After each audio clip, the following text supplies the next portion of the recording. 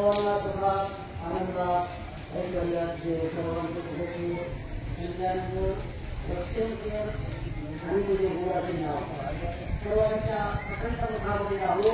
ही सर्वांसाठी सर्वात्मा सर्वेश्वर परमात्मा परमेश्वर गुरुराचं हनुमानी लैंगिक प्रार्थना असं वामन सुकाळामध्ये बळीच्या त्या पात्रामध्ये अडकलेल्या राजावर बळीला काही मागणी नाही परंतु राजा रामाला सुट्टी द्वारपाल बळीचा देश नव्हता कारण पुण्य आपला गुन्हेगार त्याच्यामुळे आधी शिक्षा भगवंताने त्याला चालू केली होती राम अवतार पुढे आहे राम अवतार मोठा आहे 7 अवतार रामाचा 7 अवतार आहे दुसऱ्या ठिकाणी इकडे तिकडे आहे तिकडे अशा प्रकारची स्थिती होती पळून जाण्याचा विचार करत होता परंतु तेव्हा त्यांचा भूत थोडी वेगळी होती पण त्या वाटांनी बंद केलेल्या होत्या वाटांनी बंद केलेल्या होत्या सगळ्या वाटांमध्ये भगवान परमात्मा अन्याच्या बाजूला कुणाला एकही पडता येऊ शकत नाही भगवंतानं जाणण्याचा प्रयत्न केल्यानंतर होता अशा प्रकारची परिस्थिती त्या राजाला झाली होती लोकांच्या घेणं घरोघरी भीक मागत होता तर भीक मागून तो घरत नव्हतं पळून जाण्याचा प्रयत्न करीत होता तर द्वारका मात्र पळून जाऊ देत नव्हता द्वारकाची विनंती राजावर मला तू का जाऊ देत नाही मी आता तुझा काय गुन्हेगार आहे की मला तू जाऊ देत नाही माझ्या भावाला माझ्या बायका गोळाच्या घडीला मला तू जाऊ दे अशा प्रकारची विनंती करीत होता परंतु द्वारका म्हणून होता मी एक सेवक आहे आणि सेवकाचं जीवन हे मालकाच्या आधी नसते सेवक हे करावे सांगितले काम आणि ते कुटुंबाला काम नाही तसं मालकाची कामगिरी म्हणून मी काम करतोय मालकाच्या परवानगीशिवाय मला कुणाला कुठं जाऊ देता येत नाही कुठं जायचं असेल तर मालकाची लेखी परवानगी घेऊन ये आजच्या वेळेस माझ्या ताब्यातून तुला सुटका होईल असं त्या ठिकाणी राजा रावणाला त्या द्वारपालामध्ये भगवंतानं वामनरूपातल्या सांगितलेलं आहे पण राजा रावणाला अपमानित झालेल्या बळीकडून त्या बळीला तोंड दाखवू वाटत नव्हतं परवानगी वाटत नव्हती या द्वाराकडून काही शिक्षा भरायला मिळेल ती भरायला तयार आहे पण तिकडं त्याला अपमानित झालेलं असल्यामुळं जाऊ वाटत नव्हतं अशा प्रकारची परिस्थिती होती